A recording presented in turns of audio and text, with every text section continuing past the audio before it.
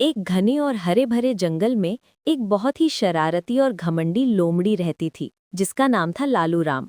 लालू राम को अपनी फुर्ती और चालाकी पर बहुत घमंड था।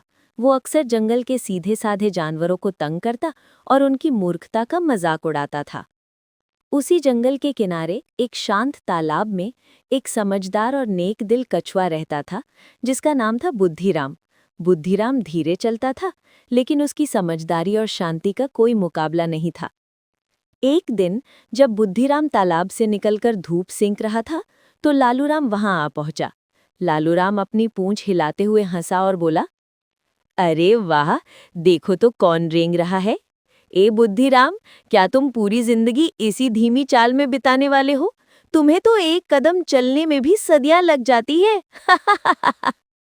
बुद्धिराम ने शांति से लालूराम की ओर देखा और कहा, लालूराम भाई, चाल धीमी जरूर है, पर मैं कहीं भी सुरक्षित पहुंच जाता हूं।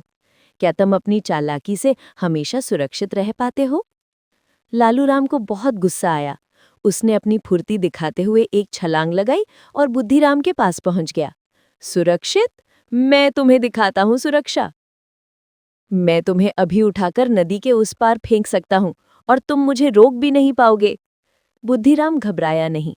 उसने थोड़ी देर सोचा और बोला, ठीक है लालूराम, मैं जानता हूं कि तुम बहुत फुर्तीले हो, लेकिन अगर तुम वाकई में बलवान और चतुर हो तो मेरी एक छोटी सी चुनौती स्वीकार करो। लालूराम ने अकड़कर पूछा, क्या चुनौती?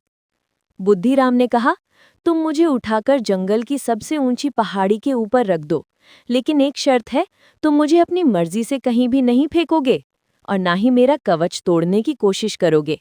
अगर तुमने मुझे उस पहाड़ी पर सुरक्षित पहुंचा दिया तो मैं मान लूंगा कि तुम सबसे बलवान हो। लालूराम ने मन में सोचा, ये तो कितनी आसान चुनौती है। इस धीमी चाल वाले कछुए को पहाड़ी पर फेंकना तो मेरे बाएं हाथ का खेल है। लालूराम ने तुरंत हामी भर दी। मंजूर है, तैयार हो जाओ धीमी चाल वाले दोस्त। लालूराम ने बुद्धिराम को सावधानी से अपने मजबूत पंजों में पकड़ा और फुर्ती से पहाड़ी की ओर दौड़ना शुरू कर दिया। वो बहुत खुश था कि अब वो बुद्धिराम को नीचा दिखाएगा। दौड़ते दौड़ते जब वो पहाड़ी की चढ़ाई पर पहुंचा तो उसकी सांस फूलने लगी। पहाड़ी पथरीली की और बुद्धिराम का कवच काफी भारी था। ऊपर से लालूराम को बार बार ये याद आ रहा था कि उसे कछुए को सुरक्षित पहुंचाना है, इसलिए वो उसे जोर से पटक भी नहीं सकता था। जैसे तैसे लालूराम हांफता कांपता पहाड़ी की चोटी पर पहुंचा और बुद्धिराम को जमीन पर रख दिया। वो पूरी तरह पसीने से भीग चुका था। लालूराम ने थककर गहरी सांस ली और विजयी मुस्कान के साथ कहा, लो बुद्धिराम, तुम्हारी चुनौती पूरी हुई।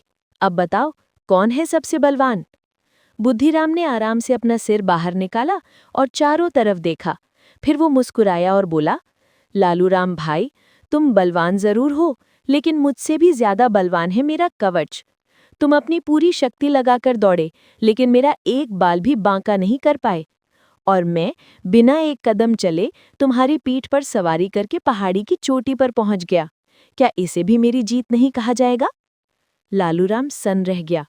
उसने बुद्धिराम को चुनौती दी थी, लेकिन बुद्धिराम ने अपनी समझदारी से उसकी ही शक्ति का इस्तेमाल अपने फायदे के लिए कर लिया था।